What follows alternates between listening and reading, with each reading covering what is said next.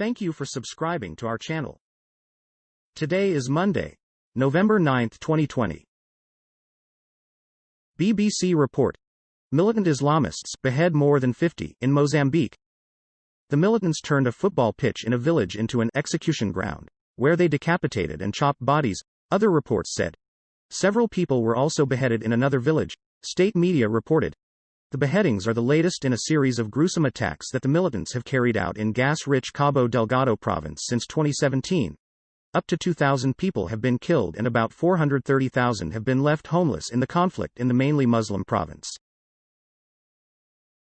Fox report.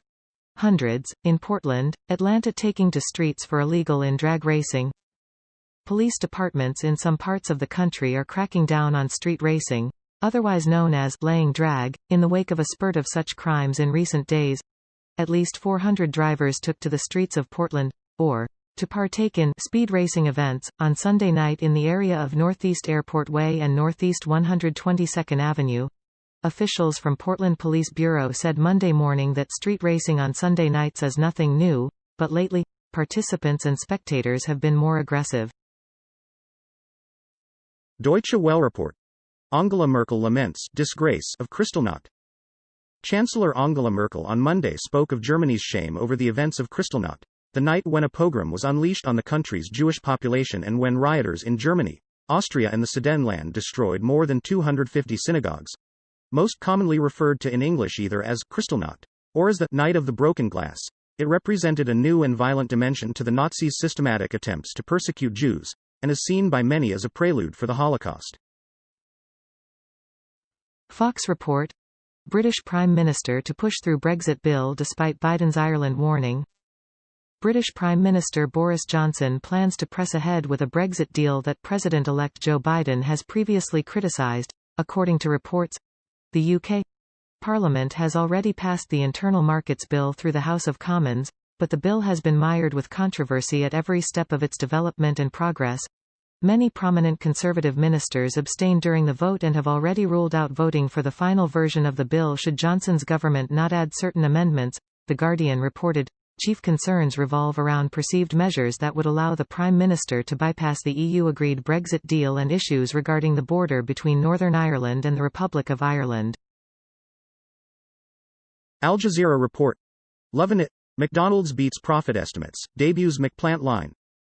McDonald's Corp said on Monday it would test a loyalty program for customers and launch a new crispy chicken sandwich next year as it refocuses its long-term strategy to look beyond the COVID-19 pandemic. It will also debut a McPlant line of plant-based menu items, though it declined to say which suppliers it would use for faux burger, faux chicken and breakfast items. It previously tested a vegan PLT burger by Beyond Meat Inc. in Canada. CNN report. They learned English, and how to be American, from watching Alex Trebek. Ellie Shariat spoke only Farsi when she moved to the U.S. from Iran as a young girl. But when her father introduced her to Jeopardy! Her world opened up. She learned to pronounce words that appeared on screen. Her dad even paid her 25 cents when she got answers right. For millions of Americans, Alex Trebek felt like one of the family. Millions of Jeopardy! Viewers loved him for the way he deadpanned rap lyrics while impeccably dressed. CNN report. Want to invest in electric cars? GM could be a better bet than Tesla. It's been a long time since General Motors has been a hot stock for investors. Electric vehicles could turn it into one. GM's GM stock has more than doubled since early April, a low point for automakers during the COVID-19 pandemic. Although that doesn't compare to the 373% rise in Tesla (TSLA) shares during the same time, GM is blowing away the gains at most other traditional automakers. A bounceback in GM's sales in China and the United States, its two major markets, from the pandemic is part of the reason for the stock's gains. It reported much stronger than expected earnings Thursday. Deutsche Welle report. Germany, Leipzig coronavirus protest triggers heated debate on policing. A leading German politician on Monday accused authorities of downplaying far-right violence after protesters clashed with police at a coronavirus skeptics demonstration on Saturday. The police concept for controlling the Leipzig demonstration was irresponsible, said Saskia Esken, the leader of the Junior Coalition Party, the Social Democrats (SPD). Police are able to strategically prevent such things if desired, she said, referring to attacks on police after the protest was broken up over hygiene concerns. Fox report. Coronavirus mutation in Denmark not new, but could still pose problems for new vaccines. The new strain of coronavirus discovered in Denmark has forced European and neighboring nations to take greater measures to safeguard already tenuous situations. Danish authorities discovered the new strain on mink farms, with at least 12 humans infected by the strain after handling the animals. More than 250,000 Danes went into lockdown in northern Denmark starting Friday in an effort to contain the potential spread of the mutation. CNN report. Female mongooses start fights and then sneak off to mate with the enemy. Female mongooses looking to mate with a male from a rival gang have developed a crafty method to cheat on their partners, by starting fights, and using the violence as cover.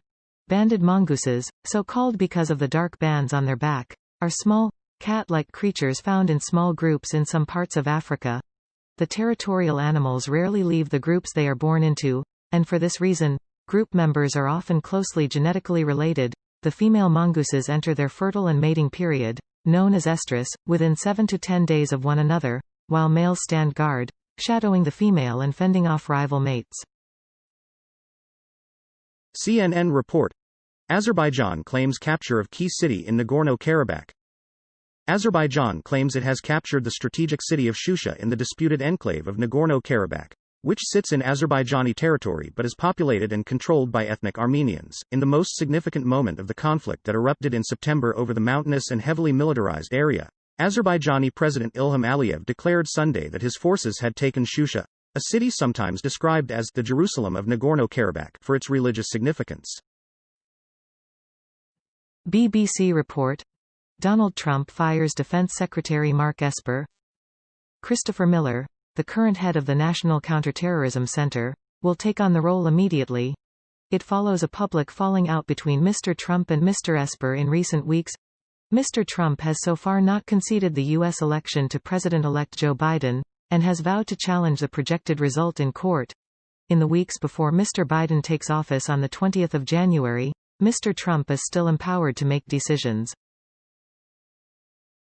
Al Jazeera report. Donald Trump's election night party adds to coronavirus scrutiny.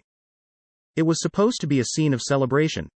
Instead, the Trump campaign's election night watch party in the White House East Room, with few masks and no social distancing, is being eyed as a potential coronavirus super-spreading event and yet another symbol of President Donald Trump's cavalier attitude towards a virus that is ripping across the nation and infecting more than 100,000 people a day. BBC report. Bolivian ex-president Evo Morales returns from exile. Mr. Morales resigned and left Bolivia in November 2019 amid mass protests over allegations of vote rigging in the presidential election. He said he would return to Bolivia if his MAS party won the rerun of the election, which it did on the 18th of October. The former president was received by hundreds of supporters at the border. Mr. Morales was Bolivia's first indigenous president and led the country for almost 14 years. Al Jazeera report. What will Biden's U.S. win mean for Africa? Experts weigh in.